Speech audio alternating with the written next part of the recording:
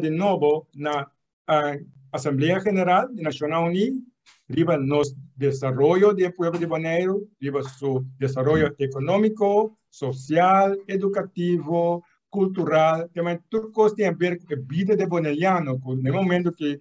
nós estamos experienciando a vacina atrás, uma decadência, e a cultura estava desfazendo, coisa desfazendo, não ainda vai reportar back com nanta sorry, para estabilizar, e durante todo bonaiano back, oportunidade que não esté, com nanta vai sorry, para quitar tudo,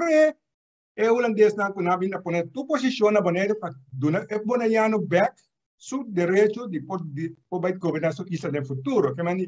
también un cambio completamente diferente está pasando ahora que Holanda,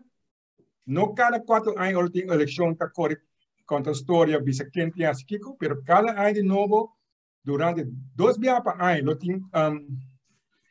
seminario en camino el gobierno de Bonaire, organización social cívico de Bonaire, junto con expertos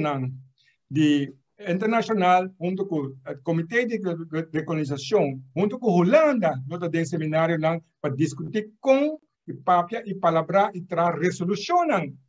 com a Assembleia Geral para com quem vai cambiar a situação de Bonaire. E nós temos uma discussão entre político de Bonaire que não tem como se pode ameaça para visar o qual Holanda quer uma discussão abrir oficialmente Nações Unidas e tornar a instituição que a Banco Nacional Unido vai virar parte da relação, uma relação que nós não conhecemos ainda, mas uma relação que é somente para bem-estar e direito do povo bonaiano. Essa é a situação para nós como bonaianos, mas é uma obrigação para a Holanda, porque a nossa própria política, a nossa própria comunidade internacional, para dizer de como não, de como sim. Essa é uma situação completamente diferente com nossa experiência. Nunca de Holanda sua história, e não dá conta na UN de lo que está fazendo. É uma obrigação da comunidade internacional.